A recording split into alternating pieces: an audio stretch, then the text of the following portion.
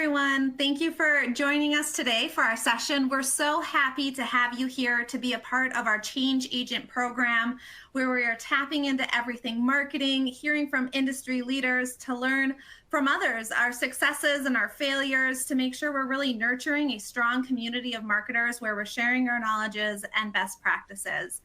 I'm really excited. Today's focus is all around how to become a change agent of your revenue growth and really aiming and focusing in on that importance of driving alignment with your teams, within your data, and within your technologies. I don't think that this is rocket science. I'm sure there's other webinars and events that have talked a lot about this in presentation, but I think one of the key differentiators is how can we take about what we're hearing today, what we're learning today, and really apply that into intentional action and putting that into practice. So I'm really excited to be here with Bryan today to really talk through some of this, to give you some tips and tricks into how you can become a change agent within your organization. Some quick housekeeping, experience reminders before we get started. Everything within the experience that we're in is fully customizable. You can blow our faces up, you can move slides around, you can move things around what's best for you. Take a look at the doc at the bottom of your view, and you can access content, you can access polls, get additional insight, you can ask questions, whatever you need. And then lastly, in the related resources section, you'll be able to find everything that's mentioned today and more materials to stay up to date on today's topics. With that, I'm really excited to be able to do some intros here. So I'll go quick. I'm Callan Young, your moderator, your host today. I'm asking Bryan the burning questions and hopefully providing some additional insights from my perspectives and experiences. I am the CMO of On24. On24 is the digital engagement platform that's powering today's experience.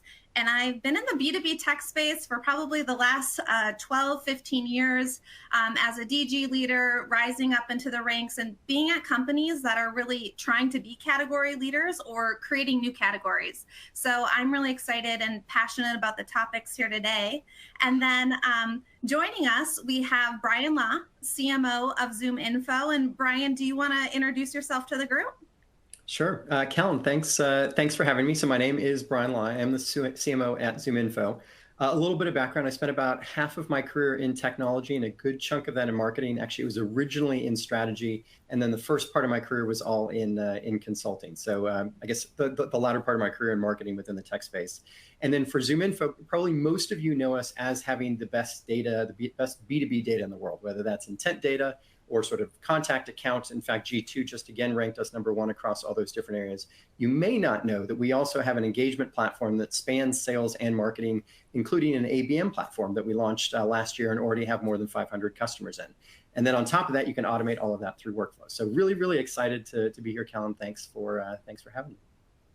We're excited to have you and get started on today's discussion around being a change agent for revenue growth. On today's agenda, we're going to be kind of answering and talking and discussing kind of in these three categories. So how are you going from that category challenger to that category leader, wherever you are within the ecosystem of your organization, ways that companies can do that, really aligning the marketing outcomes to the revenue outcomes, right? At the end of the day, we are only successful if our sales teams are closing deals and our brand is well known and we're keeping our customers happy and delighted. And then what is the approach and how does MarTech come into all of that? And what is that strategy that we can take to really drive alignment, but really make sure we're speaking the same language across the business? Bryan and I really wanted to open up with a poll conversation and to get you awake to check in with everyone to make sure you're still listening to us. So how aligned are your sales and marketing teams on pipeline data? I think that this is always a tough question to answer. I think there's probably not going to be a lot of people responding that they are very aligned and that they are somewhat aligned. As we're letting this poll come in, Bryan, what's your temperature check with where you're at in this evolution at ZoomInfo? So one of the things that's been really nice, and I can't take credit for this, I only joined ZoomInfo in July, but the level of alignment within the company between sales and marketing on sort of what we're aiming for, how we measure our performance, and then how we actively work through it on a weekly basis and sometimes multi times during the week basis. It's really exciting. So I feel like I have very, very strong partners within the sales part of the organization. And that's just a function of really what the company's built over time. Awesome. This, I think, really ties into that first question of really driving into this idea of being the leader in the space. So how is your brand and really the value that you provide to your clients enough to make you a leader in the space or the category? How do you know that? Yeah, and so ZoomInfo was founded back in 2007, and really I think the guiding light for the company has always been, what is it that our customers want, and how do we make sure that we do everything that we can to sort of surpass their expectations and really iterate very, very quickly. I remember going through the interview process and people said, we move fast here. And I thought, sure we do. We move very, very fast, and it's all in the service of our customers. And so I think that sort of guiding light has been critical for us to really ensure that we are doing the best we can to have the best data in the company, in the entire market, whether that's intent, whether that's broader B2B data, and then how do you use that data in a way that is successful. And it's that partnership, I think, on the go-to-market side between sales and marketing that makes sure that we can effectively convey that and continue to have a leadership position. Do you think that enables you to better have kind of that trusted advisor status to your clients and be a better business partner to them as they're trying to, align to their business values and outcomes? I'd certainly like to think so. We spend a lot of our time, whether it's listening through our engagement platform Chorus to sort of understand what people are saying and asking us, whether it's through our AEs and the conversation that we're having, through the research that we've done as we've been sort of working since I've joined on what are the key messages that we want to put out in the market. We're really trying to start with the customer first, and then back into what we put out into the market from a product perspective. So that's our goal. Hopefully, it's landing in the market. Yes. Going to the second question. How has your brand, your messaging and positioning really had to change over the last few years within that? And how did you drive alignment on operationalizing that change? Or how have you done that in the past too at other organizations? Yeah, so ZoomInfo has undergone an incredible amount of change in the past few years, in part through a ton of acquisitions and also a lot of organic growth. So we went from really being known as a B2B contact data provider to expanding in a number of different areas. Within sales, also having conversational intelligence, of course, sales engagement. Engage is the platform that we have there. We have a chat product. As I mentioned, we have an ABM product that we launched. We launched something in the talent space as well.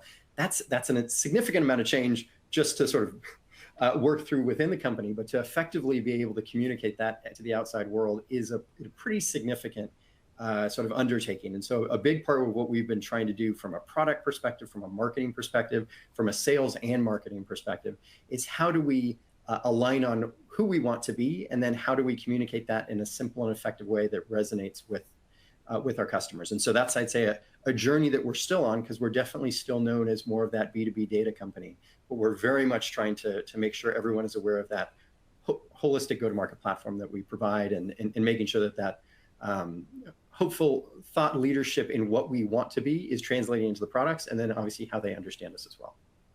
I think that's a really good call out, and I would be willing to assume that people listening in and joining us for this webinar today are going through a transformation in and of their own. I mean, all of our business were affected during COVID, and we had to transform in one way or the other. So as you're listening and we're on this webinar, I think each of you taking a step back and saying, okay, what am I doing to pivot our messaging and positioning, and what do I have to drive? And I think Bryan hit the nail on the head. It's simplicity. Sometimes as marketers, we want to overcomplicate things, and here's all the personas, and here's all the different ways to talk to them. And I think as we're working on partnering with sales and kind of field enablement, how are we making it as easy and digestible as possible for our teams to go out? How are we arming our sales force to be able to do marketing on our behalf? And that's really kind of to your point on what really helps change that trajectory and different brand voice and messaging into the market in a more efficient way, instead of just putting, doubling the marketing budget, for example, right? Well, I know something that's impacted both of our businesses, and you talked about the pandemic. I think it created a surge in need for what On24 provides, and also from what we provide from a data perspective. But it meaningfully shifted the channels which we were probably most comfortable using, and how do we get in touch with our customer base. And so I think we had to do a huge pivot towards digital. And now I think we're all trying to figure out what is that balance as people are emerging from the pandemic and wanting to do things in person as well, and how to bring those worlds together and all the power that we experienced through sort of the digital means that we developed over the past few years. So I think that's another one that we're also still working through, and excited to see what's next. Yes, I'm excited to see how people's budgets and planning work out in 2024. Because I think exactly to your point, we went one way, we're going to go the other way, and we're going to normalize in 2024. And I think as leaders and people listening in and thinking about what you're responsible for, how are you doing that differently, and how is that fitting in the greater ecosystem? Kind of the last question in regards to this journey of where you're at, wherever you're at in your ability to lead within the category, for people listening in, is there's always competitors, right? So how do you really break through the competitive noise and think about differentiating yourself or engaging with your customers and your prospects in different ways? Yeah, it's definitely a top of mind subject that we're discussing a lot internally. I always think of it, and this is the way that I frame it with some of my peers and teammates, is, imagine you're walking into a room and you're just trying to get to the other side, and everyone is screaming at you, trying to sell you their product. And in many ways, because ZoomInfo has so many different products, we have 10 people in the room also screaming about ZoomInfo, and it's really hard to be noticed over the din.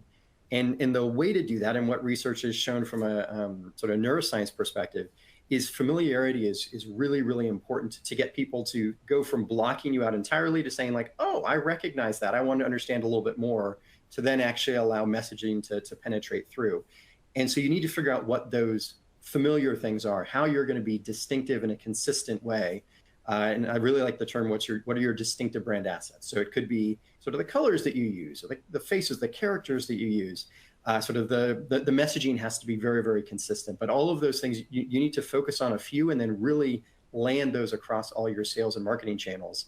And then ultimately, you want to make sure that those things are going to resonate with your customer. And so there's a lot of research you can do to say, where is our customer today? What are the things that they care about? What are their thoughts, feelings, and emotions when they're thinking about buying products in your category?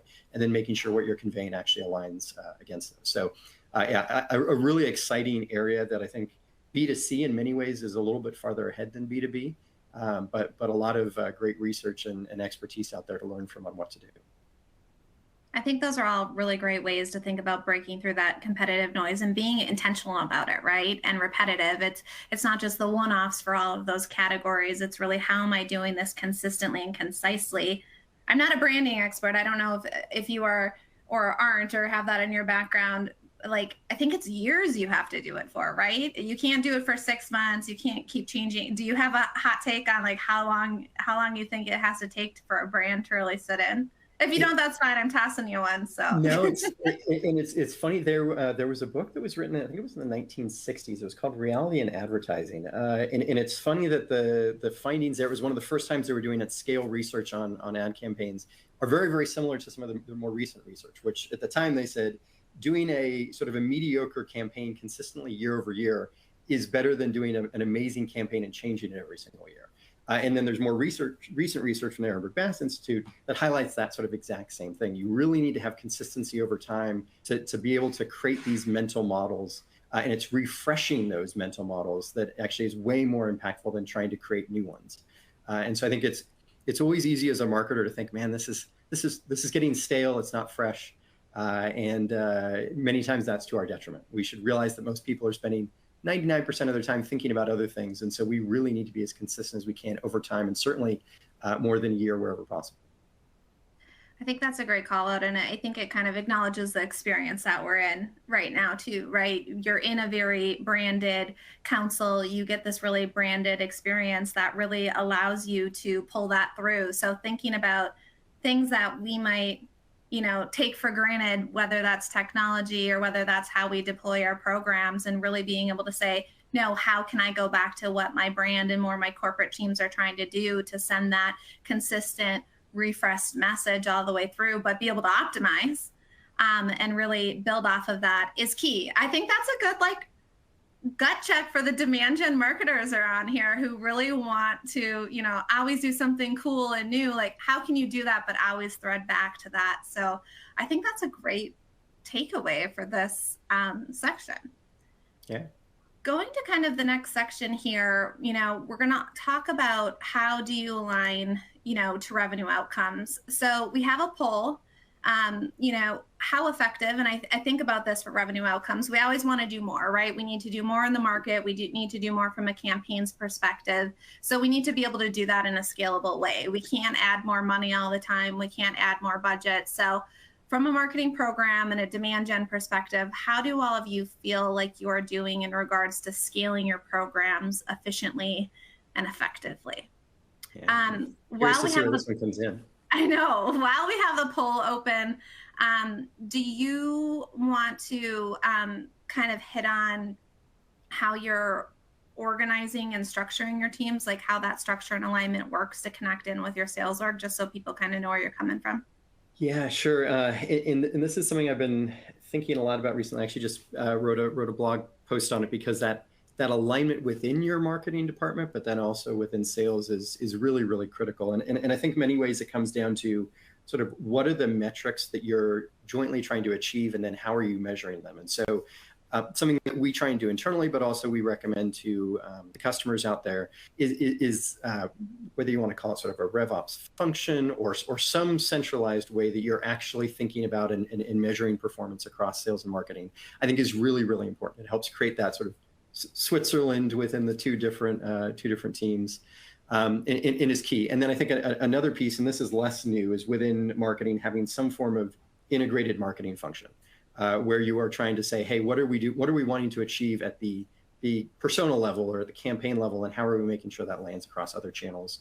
And then ideally, the more that you can scale those activities through automated plays, it just facilitates the desired intent for alignment and actually turns it into action. Awesome. That leads into kind of the questions for this section. I just curious, so we usually have in tech, right? Marketing, SDR, sales. Where does your SDR organization currently report into? Yeah, ours sits within the sales organization, and then a lot of the scaled activities on their behalf come from mine. So it's a good balance. And I think, remember from us chatting, that was a little different than how you have it set it up. Yes, I think just a poll for reference as you're kind of, looking at how you're tying to revenue and closely aligning with kind of the revenue teams within your organization. If you do have the sales development rep role, some call it business development rep roles within your org, 40% of the time they are reporting into marketing now, and then 60% of the time. So it's really a coin flip. I've been at organizations where it goes both ways, or even every single year it changes, right, depending on what the business goals and outcomes are. But what I think that I would say leaves me with is the excitement. It doesn't really matter where they report into. They can go on either side of the house, but we can drive that alignment and those best practices to drive the results we need to as a business. So it gives me faith that it's almost 50-50 that we're still able to do that today.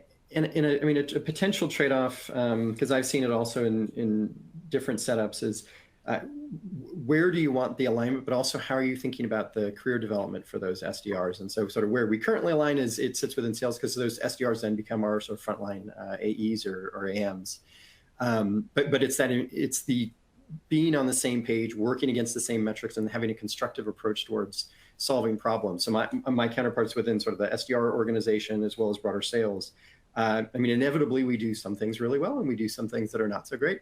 And it's that ability to have open conversations around, hey, you messed that one up, but how can we make sure we solve for it in the future? Or I'm seeing this in your world, and not getting defensive about it and saying, okay, how do we solve these together? That I think ultimately makes more difference than where it actually reports. Have you, whether it's at ZoomInfo in your career, how do you think, kind of going to the first question here, what does alignment play in like shifting your marketing strategies or tactics to really focus on, right, driving those revenue outcomes, whether it's keeping customers, expanding customers, or landing new customers? How have those strategies and tactics shifted in your mind? Yeah, and I'd actually say that the past few companies that I've joined within marketing, it tends to start, you're more thinking about the volume. and sort of how many leads are you providing. And I think all of us are moving more towards pipeline or ACV, or if we're thinking multi-year TCV. And then hopefully also thinking about it beyond just sort of the initial new customer component, but what is the lifetime value or net revenue retention? Because at the end of the day, I mean, businesses by and large are here to grow and grow profitably. And I think the way that marketers can have a real seat at the table is when they really align with and understand that overall company direction and clarify how marketing can play a very, very active role in that process. And where I think I've sometimes seen, both personally and with customers, where marketing may struggle to get a seat at the table is where there's a little bit of resistance to having that very, very tight integration, really thinking about the bottom of the funnel and the efficiency of the funnel. So whether that's a ACV per MQL or per demo or what that might be, I think that tight alignment between sales and marketing from a metrics perspective really helps drive overall success for the business. And I think, some of you might be listening and thinking, I'm not even there. I'm not even at the table with the sales team. Or, hey, I feel really good about this and I want to consistently, continue to optimize and align that so we can get even more focused as a team. I think one of the pieces of feedback that I always give to teams and as I'm talking to people is, one, like wherever you are in your journey, start with what does success look like? Even if it's for next month or next quarter, whether it's a big hairy goal to get more alignment, right? And to, really attack this segment of the audience, or if it's just like, hey, what does marketing and sales agree as like an optimal pipeline target and revenue target? Take it quarter by quarter, take it month by month so you can start to really get those quick wins. Show that strength and alignment and how it does have value to really help you get that seat at the table so you can have those conversations with the business and that Bryan is having. I think that's one quick win. And also another thing that I've learned, and maybe you have similar experiences or want to add on, is celebrating the wins in the right way. Like being careful to celebrate out of marketing perspective when sales is winning. Or, if sales had a really bad quarter, don't be celebrating because you hit your pipeline targets, right? I think that's one really easy way that we tend to lose focus and don't look broader on, is like when we're celebrating, what are we celebrating about cross-functionally versus celebrating independently within our own teams? Yeah, I 100% agree. Sort of both in sort of theory, it's really, really good to be aligned. And then I think in practice, things that you can do to really celebrate success on the other side. So I think as people are spending more time in the office, when it's the end of the quarter, end of month, and marketing can help bring cupcakes or whatever the thing might be to the sales team in appreciation, or is actively saying, hey, how can I be involved in some of the deals you're trying to close? How can we leverage and we both sit in a space where we're selling into marketing. How can we leverage our expertise as marketers to facilitate deals? I think it's just really, really important to develop that sense of partnership with the two different organizations, because at the end of the day, we're either both successful or we're not. And so just having one part of the funnel look good and another one not doesn't actually solve any problems. So 100% in alignment. Great. I think we can go to kind of the next section where we are going to talk about MarTech. And something I think we're both passionate about, MarTech, and how can you leverage MarTech to transform your strategies, strengthen your tactics, and just really take a step back and talk about this from a bigger picture perspective.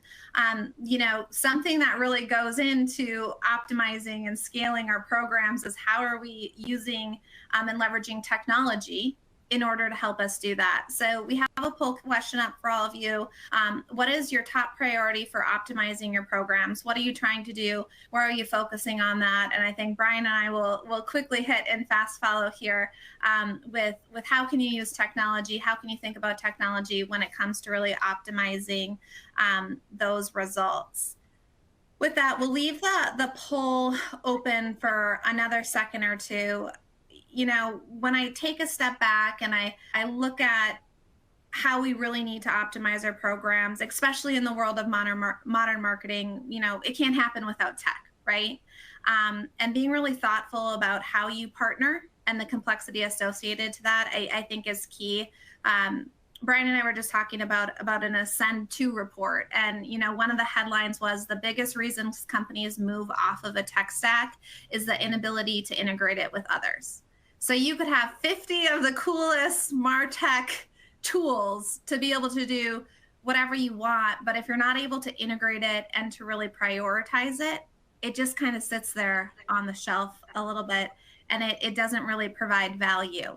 And that's what we're really excited to talk about within this section. So I'm going to close the poll here, Bryan, and kind of ask you the first question.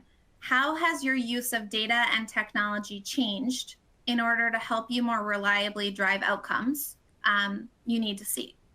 Yeah, and it ties into something that you just mentioned. I was actually having a conversation earlier today with another CMO on this, because many times as CMOs, we come into a company and there's a whole bunch of tech that's already there, many of them not being used, not being integrated very effectively. And you really need to start with, what are we trying to achieve as a business? And given the topic, I think it's incredibly true.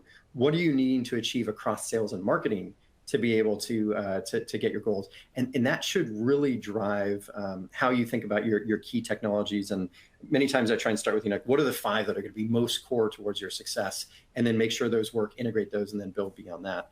And so I think the shift that I have seen in terms of the use of data and technology personally and with our customers is, I think there's an increasing awareness within marketing of, we really, really have to be tightly partnered with sales. We really need to be integrated within their systems.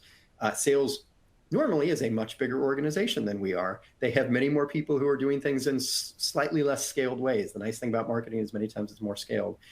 And so I think we increasingly need to figure out, how do we supplement everything that the sales team is doing very well, but also bring some of the goodness that marketing has, and really understand how our worlds can connect. And I think it's that realization that is shifting a lot of the purchasing, a lot of the actual product roadmaps for technology, is that need to figure out how sales and marketing are going to come together and how to get the most goodness out of that broader alignment. And I think, to your point, doing it in the most effective way possible. I think as CMO, and as I've been very closely aligned to demand gen teams in the past, it's, when you want to introduce a new technology, it's, oh, well, the sales team already has 10 tools that they have to log into. Or, how can you get it in their Salesforce instance? How can you get it in their ZoomInfo instance? What can you do? Because I don't want to have them or train the 300 people across our Salesforce to do something new.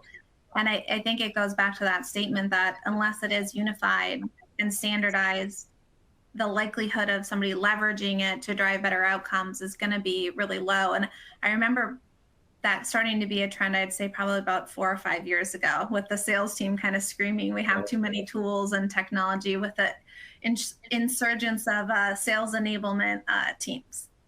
Yeah, and then the other piece that's been a huge change, and we talked about the pandemic as part of this, the explosion of data that you can use and integrate in your technology stack, and the ability to then inform all of your touch points across your channels is really, really powerful. So, for example, we're a big user of On24 as well, and being able to take the insights that you're getting from all the webinars you're doing and using that to inform the outreach you're doing across other channels is really powerful. And then all the third-party data and tying that into your first-party data, and then making sure you're creating these consistent experiences across channels in an integrated way, I think is, one, become much more feasible, but it's also becoming way more important, because again, we're getting bombarded with information. And so we need to make sure that the way we use data and technology facilitates that consistent distinctiveness that we're looking for with our customers across channels. I think at the same time, many of our buyers are expecting things to be more relevant than they might have in the past. And so again, that's the importance of data, understanding sort of who they are, the company they're working for, what might be some of their priorities. If you're learning news about the company, is that being infused into some of the outreach so that it does feel more relevant, just because otherwise you'll get just lost in the sort of broader morass of comms and emails and ads and whatnot that's out there. Yes. Hot take on, is there anything you're investing in these days, or anything you're divesting in? You don't have to call it logos or anything like that, but any tech areas or categories or things that you think are kind of hot, cold, has been? Yeah, it's a really good question. So something I like is I really love the research that comes out of the Ehrenberg Bass Institute. They wrote the book How Brands Grow, And a lot of the things I've been mentioning around consistent distinctiveness and making sure that you're mentally available, it's really, really important. And so as part of that, I think from a broader perspective, we're going to be investing more and more in brand and thinking about how do we reach people effectively across all of our different touch points in a consistent way is going to be a driving force for us. And so that's going to inform sort of the technology that we're using. I'll maybe answer it in sort of a more generic way, but also how we're facilitating in an automated way the outreach across sales and marketing. So a big thing that we've focused on is how do we create automated and scaled plays that land across sales and marketing, so that you're not having to have an individual salesperson or an individual marketer who's doing the outreach, but you know what works and you can actually do it effectively. And maybe something for the folks that are listening in, we've actually taken our top plays that we use internally and our customers use, and we've made it freely available on our website. So if you go to zoominfo.com/plays with an S, plays with an S, you can find them there. And those are literally the ones that work best for us and our top customers. And it's something that we're finding a lot of success in. And part of what we've been building out our ZoomInfo platform to do is actually automate all those activities. So if you're a customer, you can just say, oh, I want to try it. It'll open up into the platform and we'll let you do just that. So you can actually have a play really out of the box that you can take advantage of.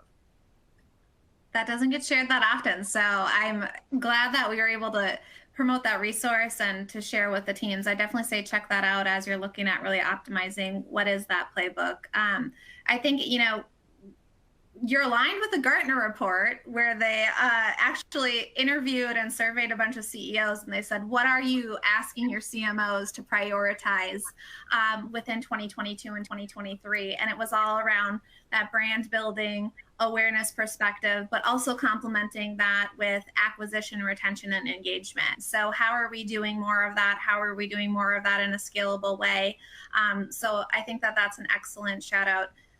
What I think we're investing in here is how are we telling our message consistently to the right people within our segments. So whether that's a broad-based account segment or a more targeted ABM play, how are we doing that? How are we saying that? And then how can we kind of take that through both unknown and known entities of people and really help complement where they're at in the buyer's journey. So that's definitely like technology that we're investing in. I don't think we're divesting in a lot of things. We're staying pretty constant these days. Yeah. But and one of the things that just a sort of a nice thing about being part of ZoomInfo is I get to leverage our tech stack. And so, yeah, a lot of the things that you mentioned, like we use our own ABM platform to do exactly those things, do individual level targeting through our DSP and whatnot.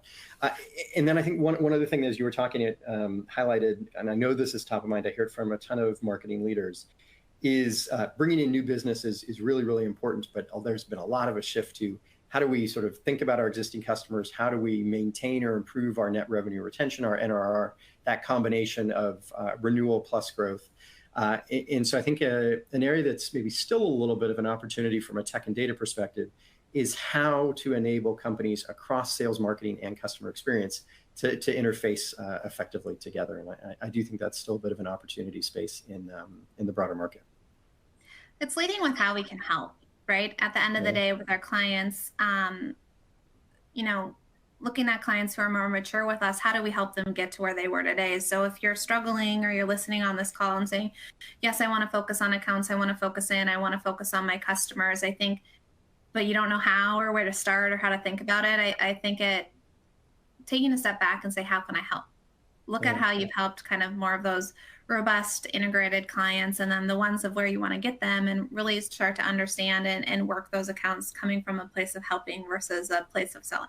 So yeah, totally agree. And then Callan, the second question up there, I realized we didn't speak to as much. I was just going to mention something that's interesting, and I've seen it as a marketer, but also the customers that we serve. Something that surprises me is, as we're all trying to, many of us trying to move up market, trying to do more account-based approaches, how many times you have marketing doing their account-based approach and you have sales doing their account-based approach. They tend to not always be aligned, and there's different account lists.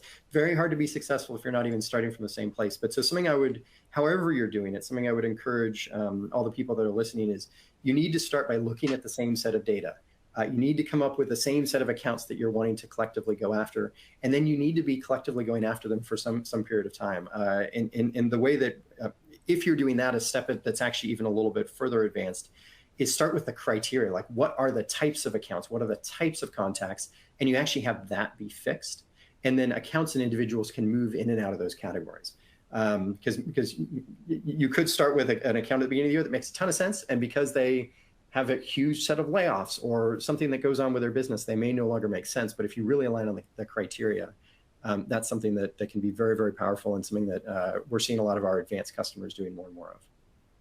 I think you called out there in the tone of like, what did we align on at the beginning of the year? And I think we all get susceptible into, hey, we built this great go-to-market plan. We have alignment, we built our territories, we have this understanding, and then it stops there, right? Like Q1, Check. Q2, Yep. Q3, we check the box at the front. And I think it's really hard. And I don't know if you have any like tactics or like how are you aligning marketers with sales reps and territories, or how are they looking at the same data view of like, how do you have those consistent check-ins to, one, make sure you can pivot as long as it's within the same criteria and that aligned focus, but two, that we're consistently evolving throughout the year, so we're not 6 months through or in Q3 going, hey, we're not going to hit our targets because we're going in opposite directions. Yeah, and it's a balance, and I think it's a tough one in that for I think many companies that are wanting to do ABM, you probably have sort of a very defined list of accounts that you probably can't do too much switching with. But really, where I see most of the people that I talk to going is, what's that scaled ABM approach? And that's where I think the criteria is really important. You can then do those check-ins, as you mentioned. But it's really aligning on like, what are the attributes of the companies that you care about? What are the attributes of the contacts? And then setting up a lot of these automated plays where you can say, if someone meets this criteria and they do this thing, like they visit my pricing page, or we know that our main point of contact left, or we see from looking at the data that they had a competitor that was in their tech stack that just got ended. Then how do you trigger some activities that go through that? And I think it's that combination of specificity and focus on a defined list of accounts, but really trying to make sure you're maximizing your outreach. And again, leveraging the benefits of automation and technology to try and do that, so you're not overly wedded to the success of a few accounts that may or may not have been the right ones to begin with. Correct.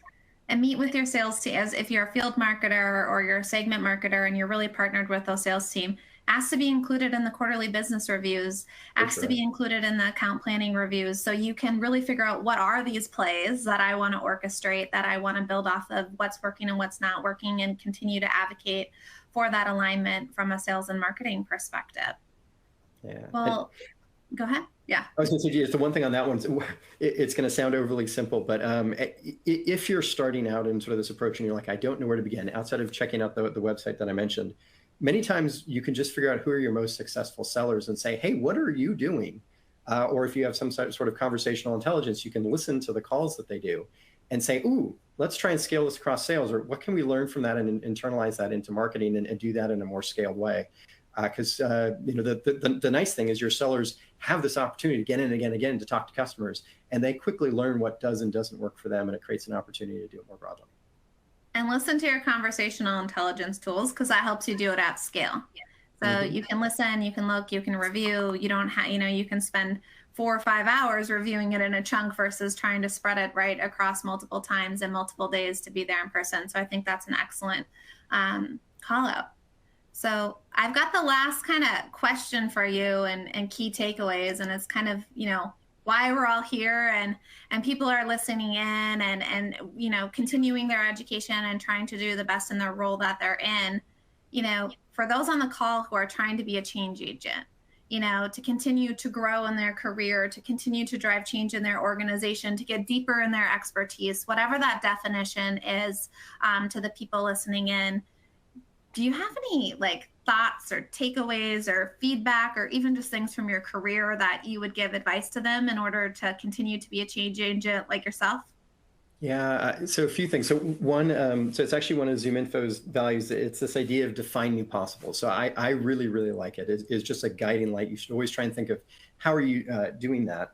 Practically, though, the way that I think you can be successful is no matter what your role is, there's a lot you don't know. And so you always should be in learning mode. You should be in listening mode, figuring out how you can incorporate new information and wherever possible, be trying to validate that with data, particularly where it applies to customers. So that's asking customers directly, seeing at scale what works, and then trying to quickly take those, put them into practice, and then learn and iterate off of those. I think that's where I've had the most success is knowing that generally I'm the person who doesn't know the most in the room about a particular topic, but I'm very willing and eager to learn from people and hopefully build on that. And where I think I've had success over time is really trying to identify the signals within that noise and be the problem solver who pulls those pieces or pulls the puzzle pieces together. And so I think that's where I've hopefully had success being a change agent, and in the way that I like to at least think about how I try and approach the problem. Data literacy, knowing the numbers better than anyone else, really understanding, it allows you to have a seat at the conversation and the table, because you can say, actually, here are the numbers, here's are the results, let's talk about it. I think that's super critical. I complement that with more of, I'll also give like a soft skills change agent. Interpersonal communication is key. I think being a marketer, whether you're an individual contributor or you're a manager, you usually have to go to a lot of people across the organization to get stuff done and to drive change. So really leading with your communication skills, positive intent, and that positive mindset, like be a kind person. Other people are having a worse day than you. We are all getting a lot of skills being in a marketing department, because not a lot of other organizations have to branch out that broadly across the org. So if you compare that with your data literacy, you're leading and you're impacting and you're bringing people along the journey in the right way, I think that's really going to set you up for success to continue to take on more with whatever that means and really drive change in your organization. Yeah, a really good ad. Yes. With that, I think we're at time. We really appreciate everybody's participation today. We will be sending out the recording to everybody who attended, or if you're listening in on demand to this right now, join in on the conversation, follow Bryan on LinkedIn. And, we're looking to see you all soon in our other change agent programs and other programming that we do across On24 and at ZoomInfo. Thank you all. Thanks for having me. Bye. Thank you, Bryan.